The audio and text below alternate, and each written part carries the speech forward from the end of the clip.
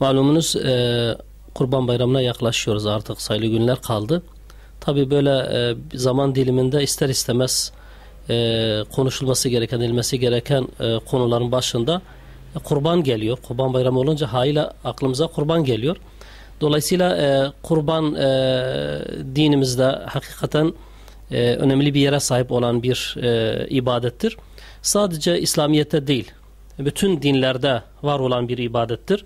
Ta Hazreti Adem'den günümüze kadar kurban ibadeti var ola gelmiştir. İslamiyet'te de Peygamber Efendimiz sallallahu aleyhi ve sellemin hicretinin 2. yılından itibaren yani meşru olmuş bir ibadettir ve Peygamber Efendimiz bizzat kendisi o zamandan yani Medine'deki ömrünün son 10 yılını her sene ne yapmıştır? Kurban kesmiştir ve kurban vermiştir. Bu şekilde ümmetini de teşvik etmiştir.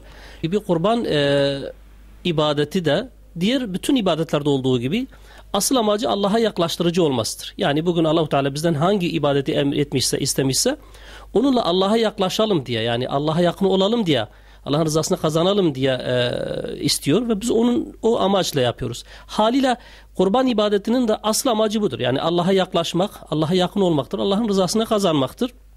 Allah-u Teala mealen şöyle buyuruyor.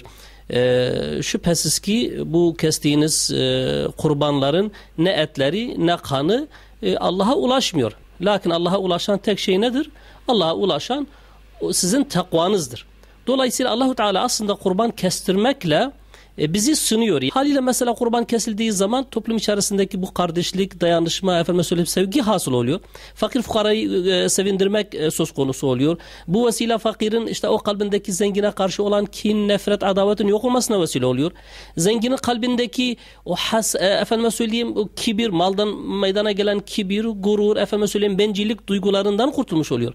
Aslında bir de şöyle söyleyebiliriz. İnsan kurbanı kesmekle hakikaten nasıl ki bir hayvanın hayatına son veriyor, bir nevi o kurbanı kesmekle de kendi kalbindeki bu kötü duyguları da kesmiş oluyor. Hatta Peygamber Efendimiz bir hadis-i şerif var, diyor ki yani kurbanın üzerindeki tüyler sayısınca kişi sevap kazanıyor. Düşünebiliyor musunuz?